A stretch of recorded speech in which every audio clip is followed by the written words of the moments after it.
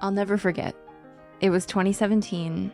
I was sitting on the floor in my kitchen listening to the first book I'd ever heard about minimalism. It was nap time, and I'd just unloaded a huge Target haul. I was trying to figure out how to reorganize my cabinets to make everything fit. That's when I heard something that I'd never thought about before. Buying solutions to your problems is a vicious cycle that always leaves you with more problems than solutions. A simpler, more peaceful life that wasn't good, just busy. It wasn't as complicated as I thought all along, and I didn't even need more money to afford it. In that moment, I realized I really could create a life that felt more peaceful and less exhausting. Only thing I really needed was to get comfortable being different.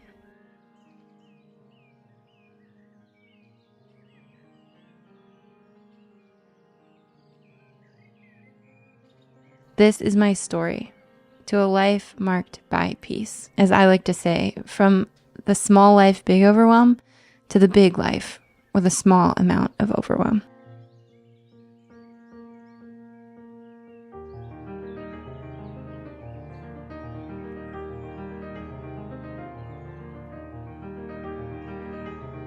In Southern California, where I live, I often feel like people are set on fast forward speed. In college, I remember complaining to friends in a way that felt a lot like bragging about pulling all-nighters for different projects and exams. Like, look how hard I'm working. Look how miserable I am. And I know this is going to be controversial, but I feel like the culture of motherhood is quite the same. For me, as I remove myself from it, I can kind of notice this temptation with busyness. Just push a little harder. Keep your head down a little longer. Once you hit this next goal, get these next 15 things done, then you can relax. Then you can eat the cookie. Then you can put the star in your chart.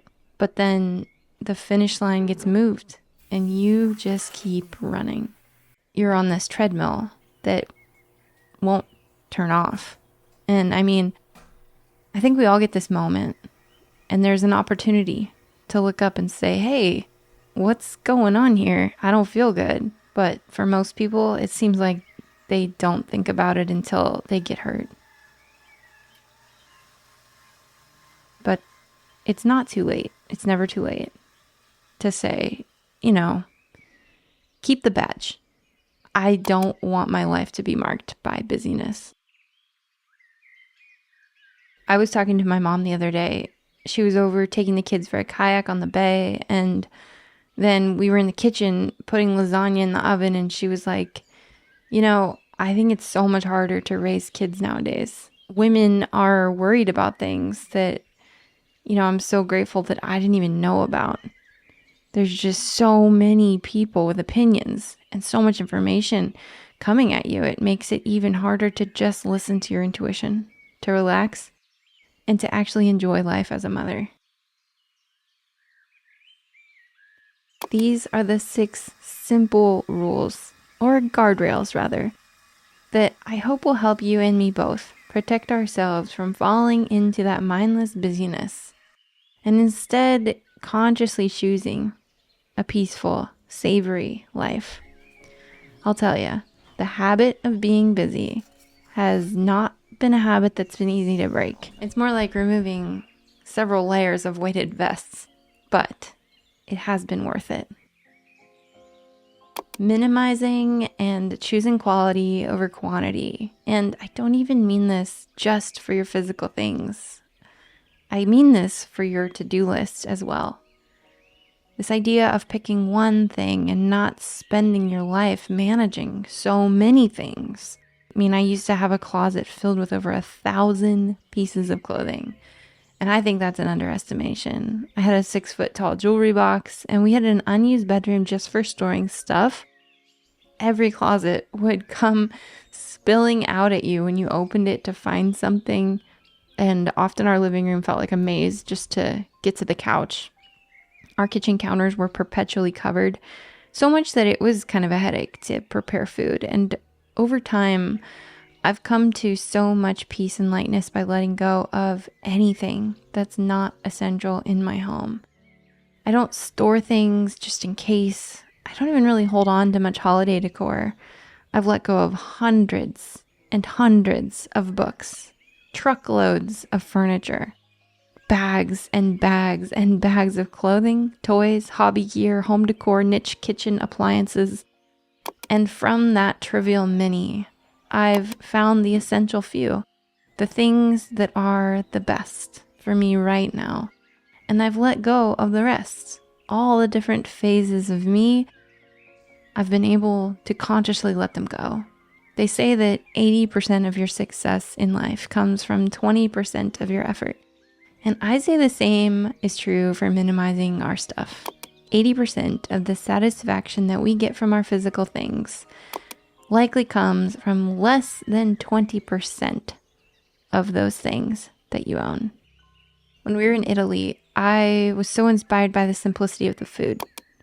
Things like a baguette with pesto and maybe some fresh cantaloupe, tomatoes with basil and olive oil, pasta with parmesan and salt and pepper.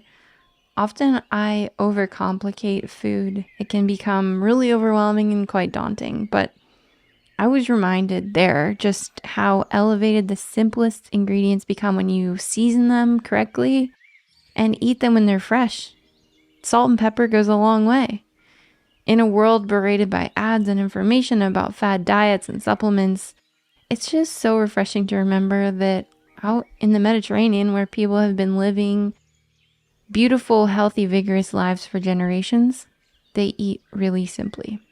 They eat beautiful meals, usually highlighting 5 ingredients or less, fresh food, local in-season produce. Italians have really perfected the art of simplicity in food. No one goes to Italy and complains about the food, and if they do, there's something wrong with them, not with the food.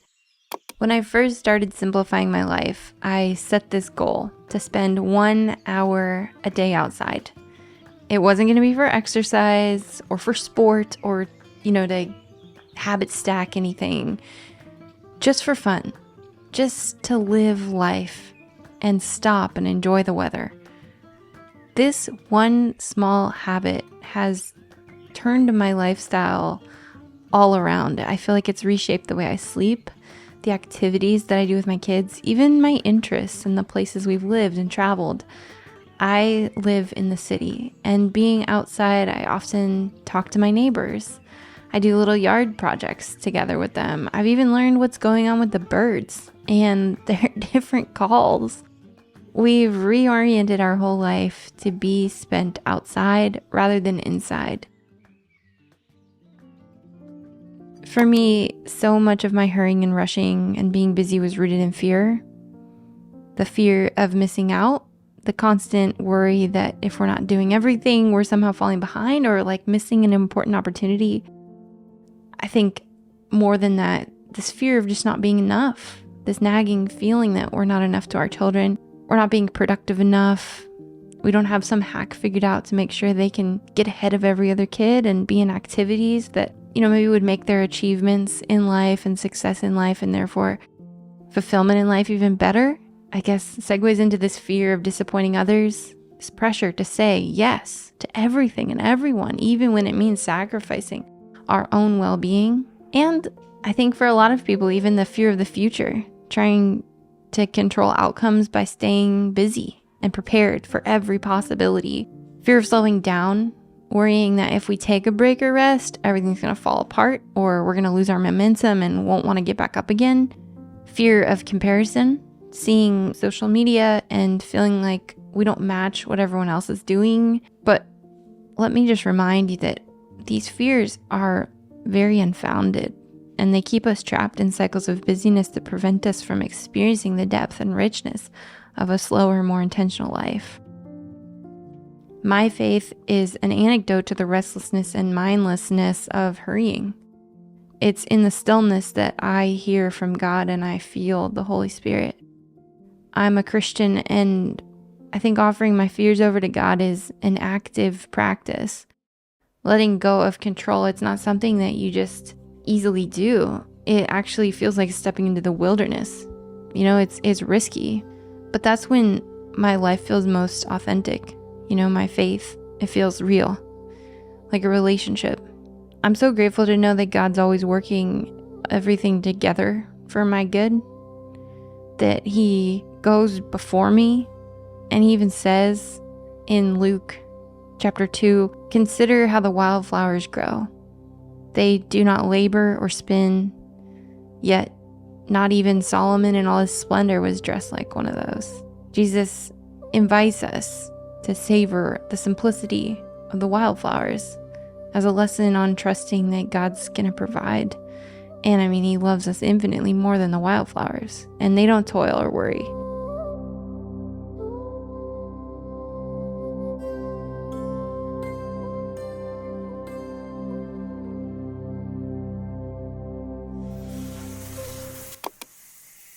Lastly, as I reflect here on my porch about my journey to a life with more peace, I can't help but mention this kind of seemingly insignificant point.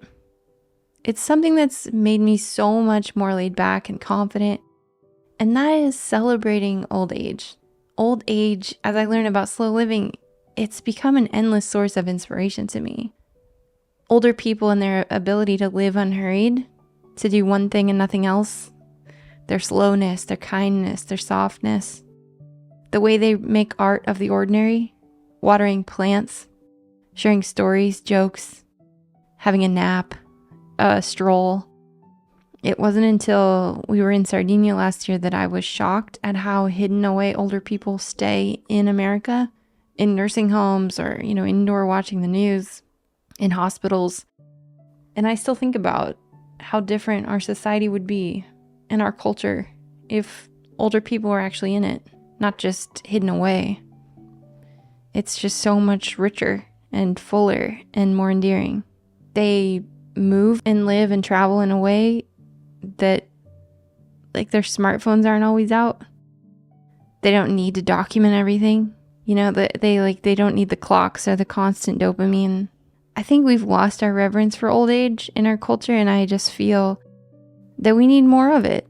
As you know, these videos are mostly me sharing a visual journal entry about my life, but I appreciate you being here, living and learning alongside me, and I'd love to hear from you.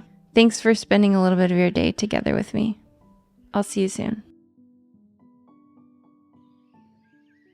We are starting Wholehearted Live, a 6-week live version of my foundational Wholehearted course designed to give women the direct and powerful steps to go from small life, big overwhelm, to big life with the small amount of overwhelm. If you're ready to break free from overwhelming clutter, scarcity mindset, feeling stuck and lost in the endless decluttering loop, this is not just another decluttering course. I want to bring you an even more direct and powerful version of my original course, like you really hired me to work directly with you, like your best friend on FaceTime, to clean up this mess that you feel is too big to even start taking action on.